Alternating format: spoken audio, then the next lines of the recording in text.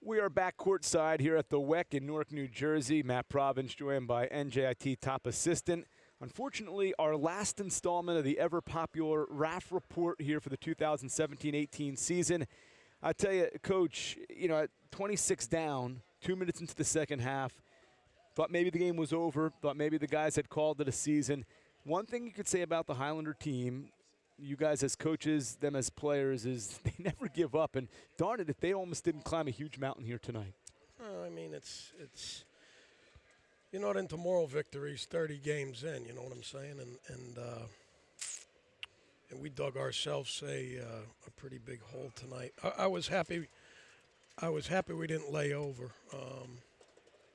Lay down and we stuck through it and fought back. But you can't dig yourself a hole like that against a good team and expect to come on top. We gave a very valiant effort in the second half, last 15 minutes, what have you. But they're too good of a team, too well coached of a team, too experienced a team to overcome that poor start. What is it about the way they play that matchup zone that kind of put our offense out of rhythm for a good part, at least in the first half, into a little bit of the second half before the shots eventually started falling? Well, my take on it is this. If you make shots early versus it really, really loosens it up. I kind of thought that last year. After watching them this year, I fully believe that. If you make perimeter shots early, it really opens up the middle. And then you get the ball into the middle, and once you get to the middle of a zone, you can wreak some havoc. The game here where we played very well, we made shots early and we were able to pull away. In the other two games, they jumped us early in the game. Again, they were up 12-0 tonight, 13-0 tonight, and we played catch up the whole night, and it made their zone better. I mean, they got some pretty good length in the zone, so when you don't make shots, you get tight, and they're able to be a little more aggressive, and it took us a while to get going tonight. That's was really an offensive thing.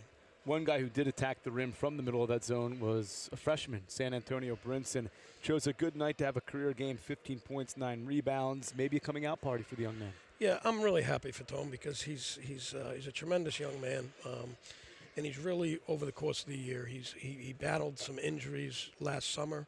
He battled some injuries early in the fall. He really started to work hard and come around prior to the season, late in fall practice, and then he got a concussion, and that knocked him out for 10, 12, 14 days. So he just had a string of bad luck early in the year, and he's been healthy now for the last couple months, and every day gets a little bit better. And one thing I'll say about Tone is he's learned how to really work hard, and it's being a consistent thing. And tonight you saw the results of that, and we really were high on him. We think he's going to be a really good player for us in the future as long as he continues to work hard and get better.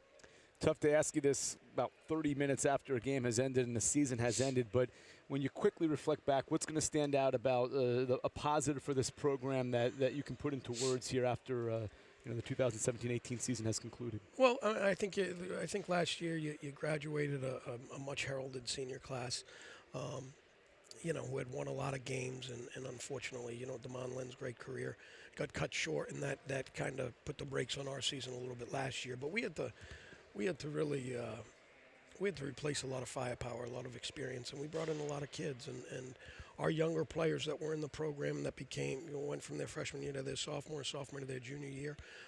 I think those kids improved a little bit, and I think bringing in DeAndre Wilson was a nice addition to the team, and he was a good late pickup. And then I think our 4 freshmen all really emerged, or at a different pace during the season. But we think those kids are going to be pretty good players for us. So.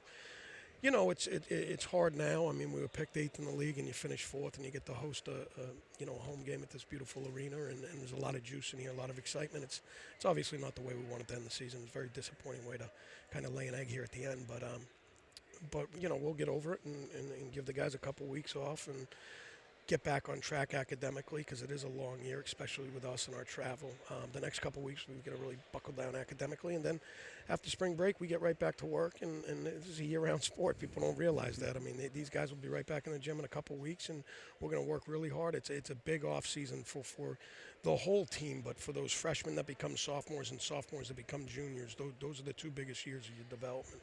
And we got a lot of guys in those 2 classes, and we got a lot of guys that need to continue to improve for us to improve, and hopefully next year we can, make a step and have another home game, but maybe be a couple seeds higher or seed or two higher, and next step is now winning a game and advancing in these playoffs. And this is a program that's come a long way in the last 10, 15, 20 years, and now we're at a stage where we got a beautiful arena and we play in a very competitive league, and it's time for us to take the next step next year, and we feel like we have the pieces here to do so, but it takes a lot of hard work from everybody, the staff, the coaches, the players, and everybody, and we need to continue to add pieces as well. It's not your work's never done, I can tell you that.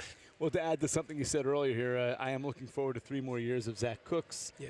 The way that kid plays, both shooting and driving and pickpocketing, et cetera. But, hey, look, on behalf of the whole cult following of the Raff Report all throughout the internet and the deep, dark corners of the web, I do want to thank you for all these games. And sometimes the losses aren't easy, especially a tournament loss, but you still come out here, you give us your insights, and, hey, man, I'm appreciative for that. I'm appreciative that you have me, and that we have such a good, strong fan base here and a great crowd tonight to come out and support these guys, and hopefully we can continue to build it and win, and the crowds are going to get bigger, and maybe we'll have a couple more likes and views on the Raff Report next season. Hey, wait, is it November yet?